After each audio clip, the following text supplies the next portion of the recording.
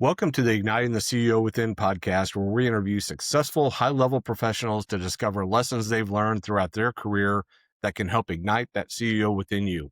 I'm Mark McFatridge, and I'll be your host for the next 15 minutes or so. Our show is sponsored by Quaid, a nationwide community of CEOs and entrepreneurs. Quaid has developed Launchpad, which offers an opportunity for executive coaches to become licensed circle directors and earn annual recurring six-figure revenues.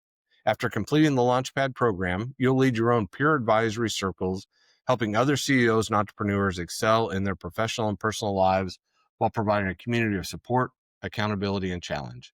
If you'd like to learn more, go to quaidcircle.com.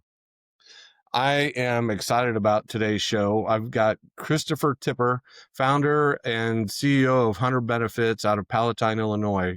Christopher, welcome. Thank you. I'm so happy. I'm really, really happy to be here. I'm going to try to stop giggling in a minute. So No, that's all right. That makes it even better. We've done absolutely no planning, which is how I like to roll. So this will be great. fire, ready, aim. Let's go. All right, I love it. All right, here's where we launch. We'll launch with looking back over your career. You've worked with a ton of different people and different leaders, and seen all kinds of leaders. If you had to look at one or two traits that you've seen that really separate great leaders from the average or even not so great leaders, what would that be? There is, I mean, to be honest, you did let me know this question was coming 2 minutes ago. Yeah. Okay. But I've actually already changed my answer from what I thought I was going to answer 2 minutes ago. Seriously, there's something that's been showing up a lot more in our lives as being more important, and that's the concept of curiosity. Okay. There's too many people who they're starting to phone it in. They don't care. They're at the end of the rope. They're at the end of their career. They're whatever. They're just not caring. They're not challenging.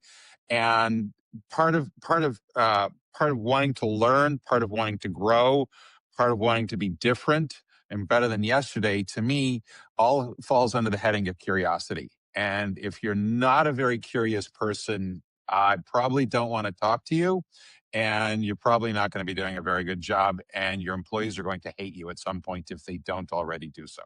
Yeah.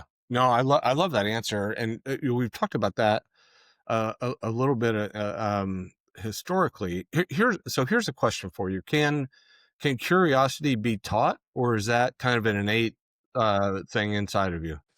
I, I'm wondering if it's beaten out of people, in all seriousness. No, seriously. Um, I hope my mom's not going to listen to this. Okay.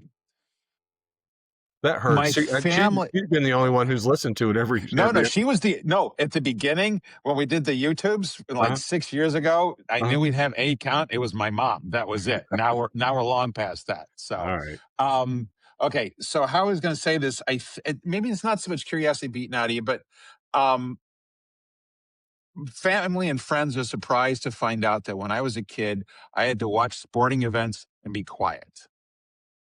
I wasn't allowed to cheer and all that. I had an old English father, and we did not show that kind of emotion. Huh. So I'm wondering if curiosity is the same kind of thing. We can spend 6 hours talking about nature versus nurture, but there's got to be something innate in a person that has some kind of curious gene. I'm making that up, but I think for a lot of people, for whatever reason, it's it's taught against, or it's taken away from them for whatever. And even though I had to be quiet while I was watching a car race, okay, my parents never did anything to stifle my curiosity. I think it needs to be encouraged and grown, and you can kill it. And if you don't have any to begin with, I don't think you can make it from nothing. Yeah, that's really interesting. I just got back from visiting our granddaughter who's 2 years old, and I think Congrats. I hadn't thought about this until you brought it up. Of she's constantly asking why, why this, why that. So maybe maybe it is born with us, and whether it gets beaten out of us or you just get tired and get tired of hearing the answers that you get. Maybe Fill that's up it. that sponge, man. She's soaking it in right now. She's not being annoying. She wants to learn. I'm going to Yeah. have to remember that the next time I'm next to a 2-year-old with why on repeat. I'll have to remember what I just said. Yeah, that's right. That's right. Now I love that. So how do you, because you said, if you don't have curiosity as a leader, that eventually your employees are going to hate you or not be excited to be around you or whatever. How do you keep that going, and how do you express that curiosity? For myself, okay, God, I didn't know we are going to get so hard so soon. I don't. Okay, I'm not that deep. I don't know. I just do it. It's Mhm. just we're always. I have a stack of books I want to keep reading. Okay, where we teach ourselves French every day. I mean, yes, it's just babble, and maybe some people can say it's pretend, but it's I might not be the right person to ask that question of, because I've always wanted to be reading. I've always wanted to be learning. I've always wanted to be trying something new. The fact that something is new does not scare me, for better or for worse. Yeah. And so I have, and maybe, and so I sometimes have a hard time teaching people new things because I just get in there and don't worry about, Hmm. not, not knowing how it works. We can figure it out. Right. Yeah. And not everybody's like that. So I have to remember I need to do a little bit more translating, or a little bit more, you know, a little more patience, giving them more examples, something like that. And I don't know if I've answered the question, but we've gone off somewhere. No, I really like that. I like that. I think there is something about that though, of it'll just work out, right? Like, you and I are similar. We've known each other for 7 minutes now, but we're pretty similar in that regard. Of I'll try darn near anything, right? Like, I think I do some evaluation of, what's the worst thing that could happen.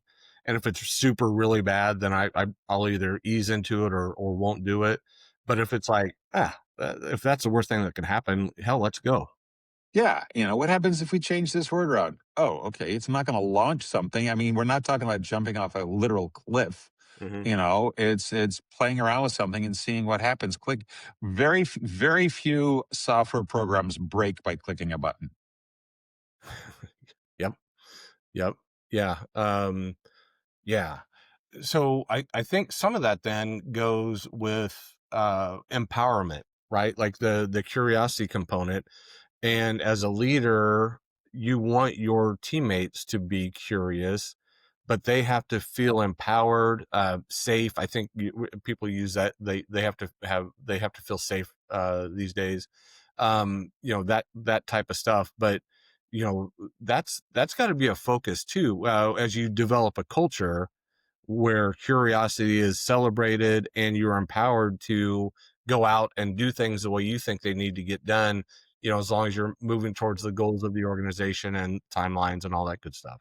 Correct. It's just we've been having we start I've lost track of how many years it's been, but we have, because we're now well over 50% of the staff is 100% remote. Okay. So how do you work on culture with that? That's really hard. My how I used to drive culture was free food and free booze. Okay. Yeah. Can't do that when people are spread out all over the place. So we're Yeah. trying to do other things, and we do have bi-weekly, every other week, huddles where it's one is a lead topic, and the other one is it's not supposed to be a gripe session as well, but it's more ground up. Okay, so we do purposely try to do as many things as we can, where I mean, you're going to have a hierarchy in a company. Okay. So I don't know what's okay. The junior people, the new people, Yeah. the more transactional people, make sure that they're getting input as well, and not just starting from the top down. Try to have as much bottom up stuff as we can. Yes. One of the things that's interesting is when you bring new people into an organization that has that empowerment and that celebration of curiosity.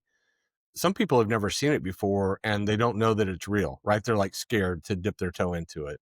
How do you start to ingrain people into your culture? Okay. Um, but, well, there's so many ways I could go with that question, but let me. So one of the things we try to do when I first talk to people, okay, is because I'm, to be very frank, I'm very late on the hiring process. And it's not a time management thing for me because I'll hire the first person that comes along. I'm not very good at hiring. That's why I have other people in the company do it. Yep. Okay. But when they do get to me, it's usually a done deal, or they've accepted or whatever. But it's a very important for them. I can tell them very directly. And I have other people confirm, yes, he's being serious. You tell me no, you tell me when I'm wrong. Mhm. Okay. And we're very purposeful about that. And making mistakes is not the problem. Hiding them and lying about them are. Yeah.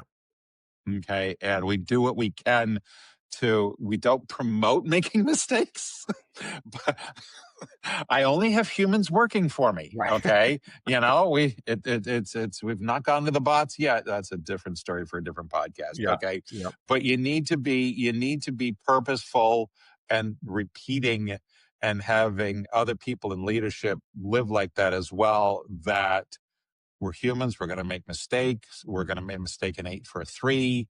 We're going to do something sideways or fat finger it, and we need to fix things. And if we get in front of things, we can fix things. And if you lie about it and hide it, we can't. So what I heard too in that is you've developed a culture that is self-policing, for lack of a better word, right? That Oh, we have to be. Yeah. yeah, because if it's not, then it's just this top-down leadership that doesn't work anymore, right? It used to when you and I were growing up, and that's how we did things. But It's really hard being a boomer. I'm going, what do you mean they won't just do what I tell them to do? Holy cow. it was so much easier, Why do I have to change? right? I but don't want to change.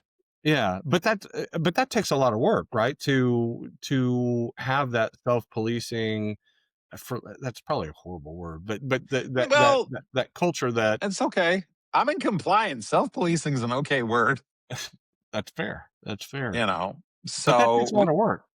yeah, there's nothing about this that's easy.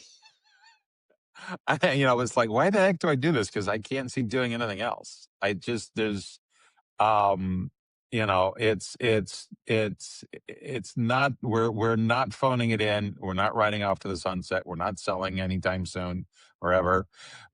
Different story, different podcast. But it's hard, but it's what we want to do. And when I keep saying we, I am what's very strange about this is it's only me showing up. Okay.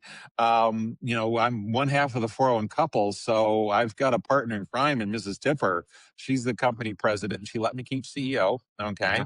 All right. So, we do an awful lot of stuff together. We actually had some issues with our Vistage coach because we would not stay in our lanes. We insisted on being in 2 lanes, very intentional, very, very much on purpose. It worked for us. Okay. Yeah. We're not unrelated. We knew each other before the company began. All right. So it makes sense for us to be working the way we do. So I've got a very different, um, very positive, very unique executive team where, a good part of it is my wife. Yeah. Yeah. That's you're right. That is unique, right? And again, not now what we're up to 15 minutes that we've known each other. So but again, seemingly everything you do is fairly intentional, right? Of how you go about things and how you're laying things out in you may have broad boundaries, but there's some intent with everything that you guys have done because it is not easy to be a husband and wife team in business. No, so I tell people she's getting very tired of this. We've been married what? I tell people we've been married 60 years. And she's like, what? Okay, well, 40 married, 20 in the business together. Actually, no, this year it's crap. We've been married 62 years. It's 41 and 21 this year. I forgot what year it was. So to have a happy marriage where we've been working together in the same building She's at the other end of the building. There's 4 doors and a hallway in between us, and we do very different things at work when we're not recording podcasts together. It's a very special thing, and I'm very lucky to have it. Yeah, that's awesome. All right. Like I said, we're trying to keep these to these 15, 20-minute snippets, and we're pushing that time frame. Sorry. So no, this is awesome. It's the beauty of as you know, the beauty of having your own podcast is you can change the rules. So, so that's what we do if we're having fun. So, all right. So let's go back to, I didn't prop you on this question, but if you were to think back to 20-year-old Christopher Tipper, what's something that you would have shared that you would have wished you would have known at 20 that you know today? Well, a ton of stuff. Buy this, don't buy that. No, I guess we can't go there. Yeah, the Apple IPO and the Microsoft IPO would have been a really good thing. But no, you don't mean that. You're going so okay. I did do this is part of the very little bit of mental planning I did for this. I did know way back when I was 40 some odd years ago, I did know I wanted to build something. I didn't know what that meant then. I thought Yeah, it was because I have European parents. I thought it meant going back and forth to Europe for work. That did not happen. Okay, for fun, but not for work. So the one thing the one thing I would tell my 20-year-old self is. Um, you're not going to get what you expected, but you're going to get what you're ready for. Okay. You're going to get what you can do. Be open to possibilities, be more aware of possibilities, and continue to not be afraid to fail. man, I love that. I love that. Yeah, that's really good, Christopher. Thank you. Thanks. Can I have that snippet for my own social media? Because I Absolutely. really like what I just said. Absolutely. Write that stuff down. Yeah, somebody record this. Well, Yeah. hopefully please tell me the recording's working. Yeah. Yeah, I don't know about you, but every time I have the mute button on, I say some of my most intelligent things. I can never get back to it. So Yeah, anyway, well, Christopher, man, this has been awesome. Thank you so thank you. much for sharing your wisdom, your humor. Like I said, I was looking forward to it just from our interactions beforehand, and it lived up to the billing. So thank you so Well, much. thank you. That's very no. This is once the camera's rolling, I'm happy. Beforehand, I'm nervous, but this has been an absolute treat. So All right. thank you very, very much. I really, really appreciate this opportunity to Very share with good. your Very listeners good. and Great watchers. stuff. All right, folks, we've done it again. We have uncovered some more nuggets, had a little fun, all that good stuff. As a reminder, all Igniting the CEO Within podcasts are sponsored by Quaid, a nationwide community of CEOs and entrepreneurs. Quaid has created Launchpad, which provides an exciting opportunity for executive coaches to become licensed circle directors and earn annual recurring six-figure revenues. To find out more, visit quaidcircle.com. Until next time, keep igniting that CEO within you. I'm Mark McFatridge. Thanks for listening.